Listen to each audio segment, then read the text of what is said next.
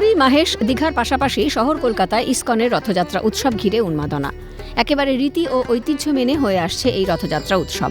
৫৪তম রথযাত্রা উৎসব সাংস্কৃতিক অনুষ্ঠানের মাধ্যমে জমজমাট। রথের রশিতে টান দিলেন বহু মানুষ। বিদেশি ভক্তদের নাচ, গান, কীর্তনে জমজমাট ইসকনের রথ।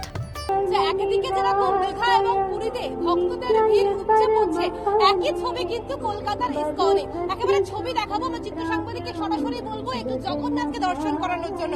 তুমি দেখতেই পাচ্ছ যে ছবি আমার চিত্র সাংবাদিক তুলে ধরছে, কলকাতার ইসকনের রথ এবছরে ঠিক সকালবেলাতেই আমরা দেখতে পেয়েছি যে পাহানজি বিজয়ের পর এখন চলছে আরতি।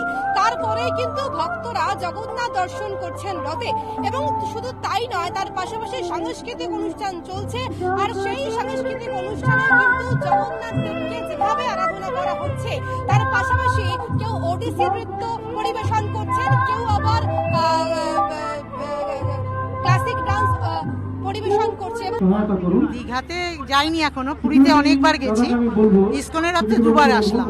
আর এই ইসকনের রথযাত্রায় জগন্নাথ দেবের যে রথ, তার উচ্চতা কিন্তু ৩৮ ফুট। শুধু তাই নয়, ফ্লোরিং যে চূড়া রয়েছে সেটা কিন্তু ভাঁজ করা যায় এমনই ছাউনি করা হয়েছে। এবার এতে নতুন এবারের সংযোজন যে সুখেই ৩০ যুদ্ধ বিমানের চাকাও তৈরি করা হয়েছে। তার পাশাপাশি শুধু তাই নয়, এই ইসকনের রথ এবছর ট্র্যাক করা যাবে। এদিন রথযাত্রার সূচনা করেন তৃণমূলের রাজ্য সভাপতি সুব্রত বক্সী। সস্ত্রীক এসেছিলেন তিনি। এছাড়াও ছিলেন তৃণমূল নেতা জয়প্রকাশ মজুমদার। রথযাত্রা নতুন করে শুরু হয়েছে। গত বছর তিনি বলেছিলেন যে আমি সামনের বছর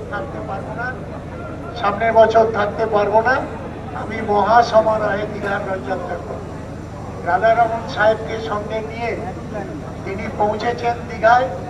আমরা যতটুকুনি খবর পেয়েছি তিনি কুশলে আছেন।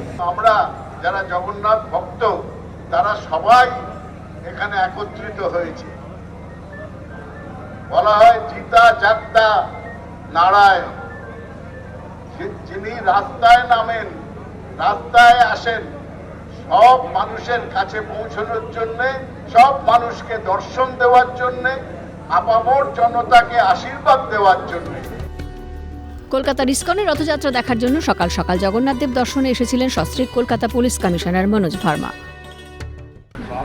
আজকে রথযাত্রা ফেস্টিভ্যাল আছে, আমাদের প্রস্তুতি প্রায় শেষ পর্যায়ে। সব কিছু ভালো আছে, অ্যারেঞ্জমেন্ট ভালো আছে। আমাদের টিম অনেক দিন ধরেই প্রিপারেশন করছে। আমরা আশা করি সবাই ভালো থাকবে অ্যান্ড সবাই ভালো করে আজকে রথযাত্রা পূজা করুন, এনজয় করুন, উপভোগ করুন। ক্যামেরায় সায়ন চক্রবর্তীর সঙ্গে দীপাঞ্জনা সাউয়ের রিপোর্ট, ক্যালকাটা নিউজ।